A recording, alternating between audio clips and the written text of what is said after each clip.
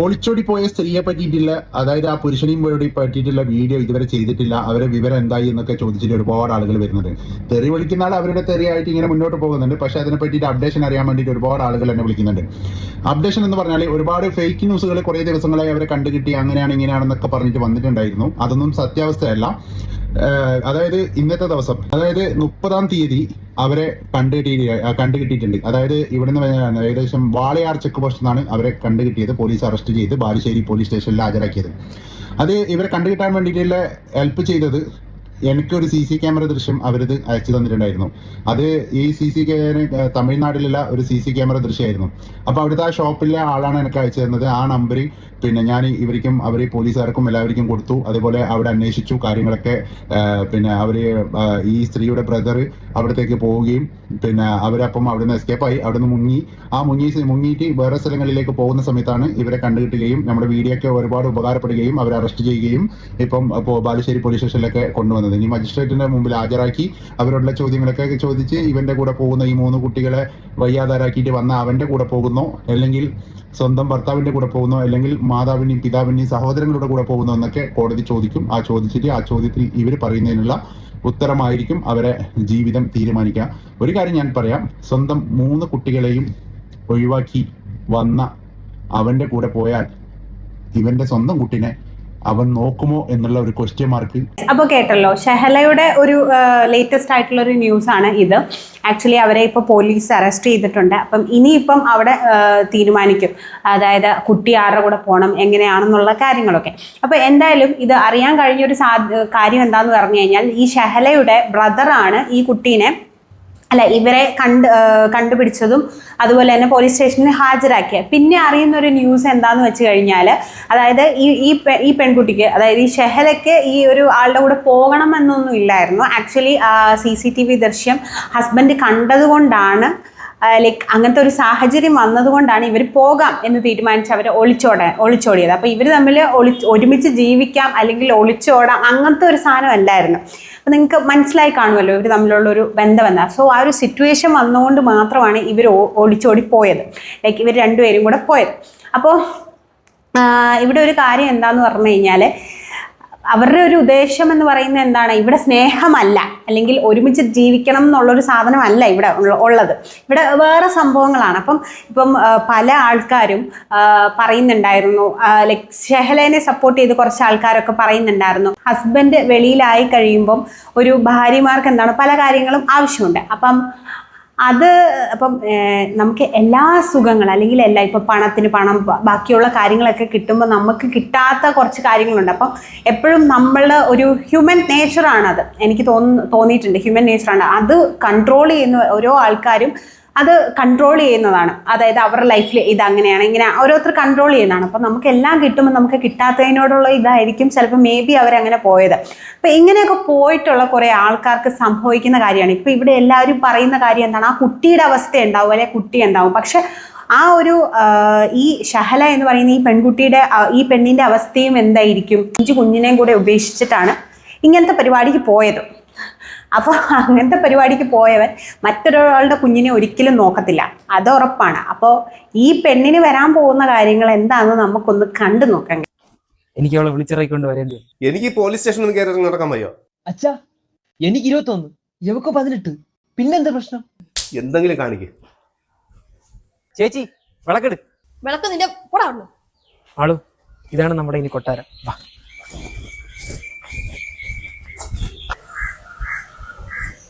അമലേട്ടാ ചായ. ആളൂട്ടി, രാവിലെ തന്നെ അടുക്കള കയറിയാ? ആ, ചേച്ചിയെ സഹായിക്കാൻ. അത് നന്നായി. ചേട്ടാ, ഞാൻ പറഞ്ഞ കാര്യം എന്തായി? ഡയറി മിൽക്ക് അല്ലേ, അത് ഞാൻ കൊണ്ട് ഫ്രിഡ്ജ് വെച്ചിട്ട്. അതല്ല, എനിക്ക് കോളേജിൽ അഡ്മിഷൻ എടുക്കുന്ന കാര്യം. ഞാൻ മറന്നിട്ടില്ല മാളൂട്ടി, എന്റെ ജോലിയും ശരിയാവട്ടെ, എന്നിട്ട് നമുക്ക് നോക്കാം. എനിക്കറിയാം ചേട്ടാ അവസ്ഥ, പക്ഷേ ഞാനും പഠിച്ച് ഒരു ജോലിയൊക്കെ വാങ്ങിച്ചിരുന്നെങ്കിൽ എനിക്ക് ചേട്ടനെ സപ്പോർട്ട് ചെയ്യാമല്ലോ. അതൊന്നും വേണ്ട, നിന്നെ ഞാൻ ജോലിക്ക് വിടാനൊന്നുമല്ലേ കെട്ടിക്കൊണ്ടുവന്നത്, നിന്നെ അത്ര ഇഷ്ടമായിട്ടാ. അതെനിക്കറിയാം. അമലേട്ടാ, ഇങ്ങോട്ട് ഇറങ്ങിയാ. ഏത് നേരം നോക്കിയാലും കഥ അടച്ചിട്ടിരിപ്പാ അകത്ത്. അച്ഛാ, ഇങ്ങനെ പറയാതെ, കൂടെ ഒരു കുട്ടിയുള്ളതാ. ഓ, അതിനെന്താ, രണ്ടും പൊടി കുപ്പികളാ. എന്താ അച്ഛാ? നിനക്കൊരു ജോലി ശരിയാക്കിയിട്ടുണ്ട്. എവിടെ? നമ്മുടെ ജംഗ്ഷനിൽ വേണുവിന്റെ കടയിൽ. നാളെ അവന് പോണം, ക്യാഷ്യറായിട്ടാണ്. അച്ഛാ, കഴിഞ്ഞ വർഷം ഞാൻ ജോലി ചെയ്ത സ്ഥലം എനിക്ക് ഒട്ടും ഇഷ്ടപ്പെട്ടില്ല. അവിടുത്തെ മുതലാളി ചുമ്മാ എന്നോട് ചൊറിയാൻ വരും. ഇതുപോലത്തെ ഒരു സ്ഥലമാണെങ്കിൽ ഞാൻ കളഞ്ഞിട്ടില്ല. ഉള്ള കാര്യം ഞാൻ പറഞ്ഞേക്കാം. നിനക്കൊരു ജോലി ഒപ്പിക്കാൻ അച്ഛൻ എന്തോരം കഷ്ടപ്പെടുന്നറിയോ? അതിന്റെ ഇടയ്ക്കാ അവന്റെ ഒരു കല്യാണം കഴിപ്പ്, ജോലി പോലും ഇല്ല. നിനക്ക് ജോലിക്ക് പോകണ എന്റെ ഹുങ്കാണ്, പിന്നെ കല്യാണം കഴിക്കാതെ നിൽക്കണ എന്റെ അസൂയി. അവളുള്ളതുകൊണ്ടാ നീ നിന്റെ ഭാര്യയും മലയൊക്കെ കഴിക്കുന്നത്. അവളുണ്ടാക്കി തന്നെ കഴിച്ചിട്ട് അവളെ വിഷമിക്കുന്നത്. പിന്നെ അനിയ ഇതുപോലൊരു പണി കാണിച്ചാലേ അവൾക്ക് എവിടുന്ന് കിട്ടാനാ പയ്യെ? നിനക്ക് നിന്റെ കാര്യം, ഒരു ചേച്ചിയുള്ള കാര്യം ഓർത്തെങ്കിലും നീ ഈ പണി കാണിക്കുമായിരുന്നു. അച്ഛൻ ഒപ്പിച്ചേരുന്ന ജോലി മര്യാദയ്ക്ക് ചെയ്തിട്ട് അവളുടെ വീട്ടുകാരെ നാട്ടുകാരെ കൊണ്ട് പറയിപ്പിക്കാതെ ജീവിക്കാൻ നോക്കു നീ. ഞാൻ മാളിലെ കെട്ടിയില്ലെങ്കിൽ ഇവിടെ കല്യാണം നടക്കാൻ പോണില്ല. ഇരിക്കുന്ന കോലം കണ്ടില്ലേ?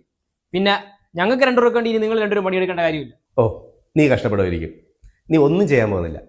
പ്രായത്തിന്റെ ഓരോ ചാട്ടങ്ങൾ. നിന്നെ പഠിപ്പിച്ചൊരു നിലയ്ക്ക് എത്തിക്കാനായിരുന്നു എൻ്റെ ഉത്തരവാദിത്തം. ഇപ്പൊ ഒന്നുകൂടി എൻ്റെ തലയിലായി. അതിനെ പട്ടിണിക്കിടാതെ വല്ല ജോലിക്കും പോകാൻ നോക്കണം. ഞാൻ ജോലിക്ക് പോയിക്കോളാം, പ്രശ്നം കഴിഞ്ഞല്ലേ. ആ പ്രിയ ചേച്ചി. ആ മോളെ, സുഖമാണോ എനക്ക്? ആ ചേച്ചി സുഖം. കൃപയ്ക്കോ? അവള് സുഖമായിട്ടിരിക്കുന്നു. അവൾക്ക് അഡ്മിഷൻ കിട്ടി ബാംഗ്ലൂർക്ക് പോയി. അല്ല, നിന്റെ അഡ്മിഷന്റെ കാര്യം എന്തായി? അമലേട്ടൻ ജോലി നോക്കുന്നുണ്ട് ചേച്ചി, അത് കിട്ടിയെല്ലാം ശരിയാവും. അവൾ എപ്പോഴും പറയുമായിരുന്നു മോളെ അവളെ പഠിക്കാൻ ഹെൽപ്പ് ചെയ്തെന്ന്. പല സബ്ജക്റ്റും അവൾക്ക് പാടായിരുന്നല്ലോ. മോളുടെ ട്യൂഷൻ നോട്ടൊക്കെ കൊടുക്കുമെന്നും പറയുമായിരുന്നു.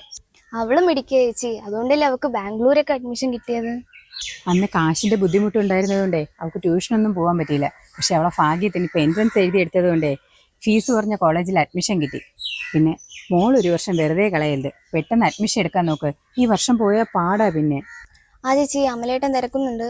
ചേട്ടന് ജോലിയായ പിന്നെ ഒരു പ്രൈവറ്റ് കോളേജിലെങ്കിലും വിട്ട് പഠിപ്പിക്കാന്ന് പറഞ്ഞു. മോള് പോയത് പിന്നെ അമ്മയച്ചനും നാട് വിട്ടുപോയി അല്ലേ? ഏതോ ബന്ധു വീട്ടിലാണെന്നൊക്കെയാ കേട്ടെ. ആരിടത്തും രണ്ടുപേരും മിണ്ടില്ലായിരുന്നു. ഞാൻ തന്നെ മോള് പോയത് അറിഞ്ഞതേ അവരെ കാണാതായി അന്വേഷിച്ചപ്പോഴാ. മോളെ വിളിച്ചായിരുന്നോ? വിളിക്കുമായിരിക്കും, എത്രയായാലും അമ്മയച്ചനും അല്ലേ. ചേച്ചി, അവരെ പറ്റി എന്നോടൊന്നും പറയരുത്. എന്റെ ഇഷ്ടം അംഗീകരിച്ച അവർക്കെന്താ? അമലേട്ടൻ എന്താ ഒരു കുഴപ്പം? ചേട്ടനെ പൊന്നുമല്ലേ നോക്കണേ. അത് മോളെ, അവൻ ചെറിയ പയ്യനില്ലേ, അതുകൊണ്ടായിരിക്കും അവര് വേറൊന്നും പറഞ്ഞില്ലല്ലോ. നിങ്ങൾ രണ്ടുപേരും നല്ലൊരു നിലയിൽ എത്തിയിട്ട് കല്യാണം നോക്കാന്ന് പറഞ്ഞു, അത്രയല്ലേ ചെയ്തോളൂ. അതൊന്നും അല്ലേ ചേച്ചി, അവരുടെ സ്റ്റേറ്റസിനാവാൻ പറ്റിയില്ല. എന്നെ എന്തോരം ഉപദ്രവിച്ചെന്നറിയോ?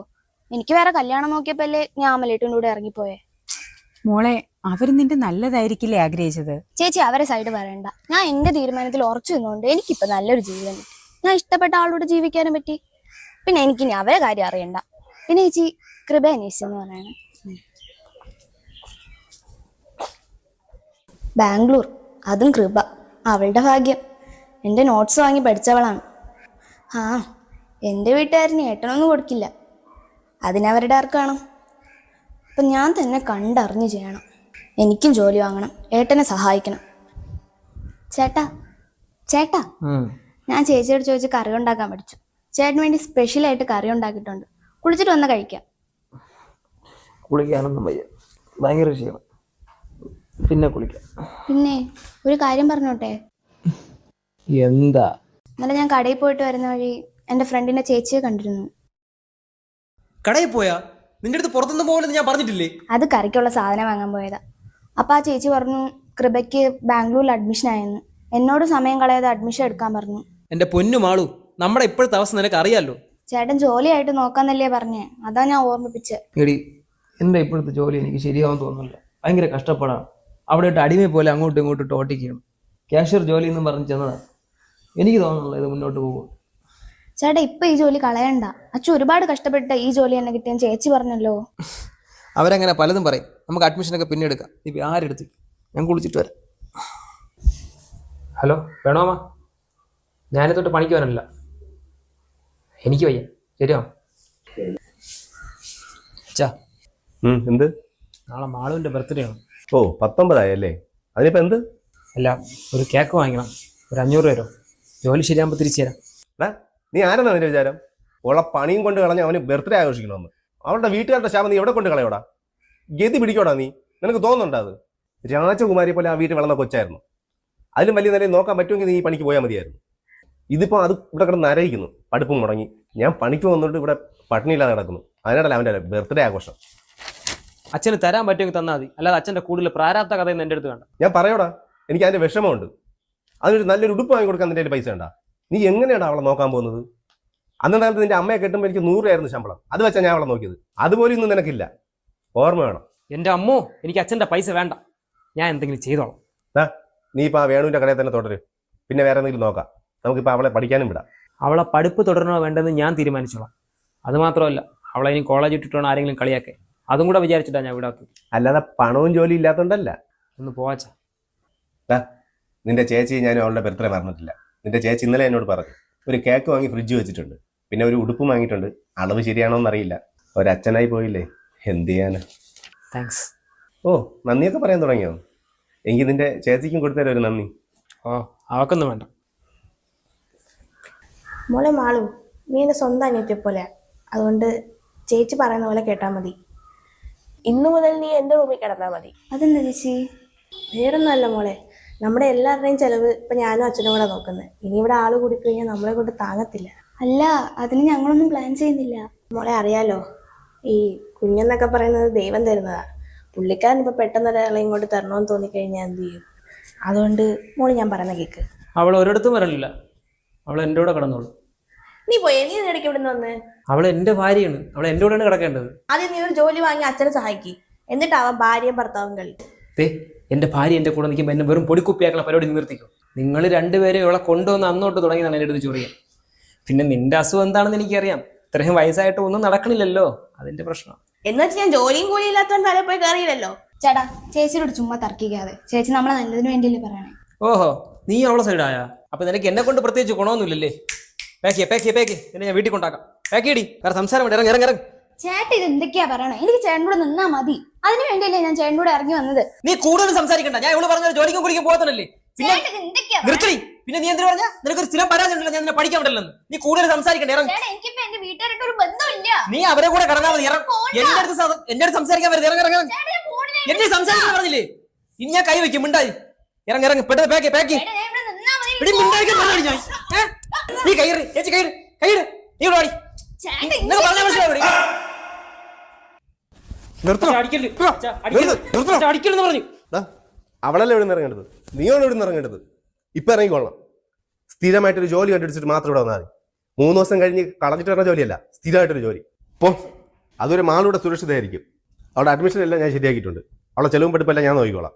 നിനക്ക് ഞാൻ വാങ്ങി തന്ന ജോലിക്ക് പോയാലേ ബുദ്ധിമുട്ട്. നീ സ്വന്തമായിട്ടൊരു ജോലി കണ്ടെത്ത്, എന്നിട്ട് നീ മുമ്പിൽ വന്നാൽ മതി. എന്റെ മാത്രമല്ല, അവളെ.